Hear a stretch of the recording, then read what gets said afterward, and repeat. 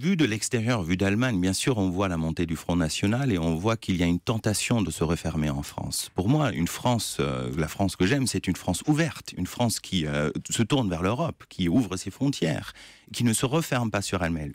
Une France qui réforme aussi. C'est un pays qui se modernise. Mais je reste très confiant parce que le Front National, même avec un réservoir de vote de 30%, il y a toujours 70% des Français qui ne voteront pas Front National. Vous voyez notre débat. Le milieu politique et médiatique s'est agité autour d'une émission à laquelle Marine Le Pen, maintes fois invitée, a refusé de participer pour s'être sentie piégée.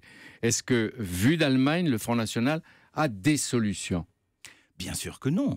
Parce que les solutions proposées par Marine Le Pen sont des solutions franco-françaises, centrées sur la France, sur un renfermement de la France. Ce n'est pas bien. Il faut aujourd'hui trouver des réponses européennes à nos défis. Regardez les réfugiés. L'Allemagne ne peut pas affronter ce problème seule. Donc il faut une solution européenne.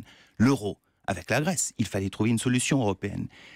Trouver la solution de la facilité, dire non, on veut retourner dans les années 70 avec des frontières fermées, ce n'est pas la bonne solution, mais c'est celle que le Front National propose. Oui, et justement, il atteint et parfois dépasse dans les sondages, on voit le dernier aujourd'hui, des chiffres records. Dans le Nord, on dit que Marine Le Pen pourrait atteindre au premier tour 42%.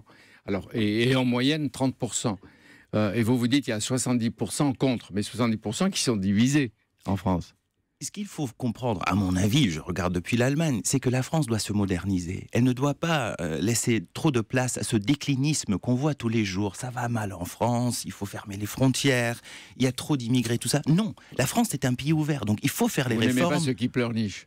Non, le pleurnicher, le déclinisme, non, mais arrêtons. C'est plus la France qui va se moderniser. Oui, mais c'est la France et les intellectuels que vous rencontrez quand vous êtes à Paris. Non, je ne suis pas d'accord, parce que quand on regarde ce qui se passe un peu partout en France, il y a un souhait de la part des Français, d'après ce que je vois, de se réformer, d'aller en avant, de retrouver de la croissance, de l'emploi. C'est ça ce qui est important. Et vous leur conseilleriez aux politiques de prendre exemple sur la grande coalition qui gouverne et qui réforme Berlin. Mais vous savez bien que la France n'est pas l'Allemagne n'est pas la France. Non, mais quand vous avez 30% d'un côté, vous avez 70% quand même qui partagent les grandes valeurs d'ouverture et de modernisation, pourquoi ne pas créer une alliance entre ces deux grands blocs et moderniser le pays?